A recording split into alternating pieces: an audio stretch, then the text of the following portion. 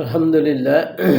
আজকের প্রশ্ন হইল, কোনো রোজাদার ব্যক্তি দিনের বেলায় ঘুমন্ত অবস্থায় যদি স্বপ্নদোষ হয়, সেক্ষেত্রে তার রোজা ভাঙবে কি না। প্রশ্নটা আবার বলছি, রমজান মাসে রোজা থাকা অবস্থায় কোনো ব্যক্তি যদি দিনের বেলায় ঘুমানো অবস্থায় স্বপ্নদোষ হয়, সেই ক্ষেত্রে তার রোজা ভাঙবে কি না। উত্তর হইল, এই ক্ষেত্রে তার রোজা ভাঙবে না।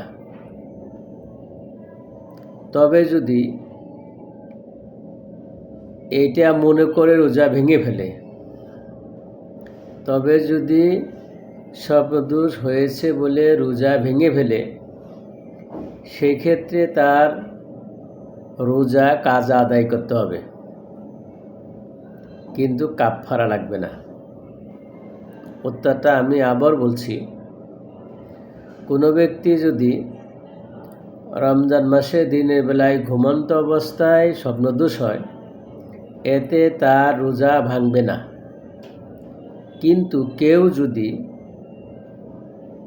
স্বপ্নদোষ হওয়ার কারণে রোজা ভেঙে গেছে মনে করে রোজা ভেঙে ফেলে, সেক্ষেত্রে তার রোজা কাজা আদায় করতে হবে, কিন্তু কাফফারা দিতে হবে না। আশা করি উত্তরটা পেয়েছেন। আলহামদুলিল্লাহ।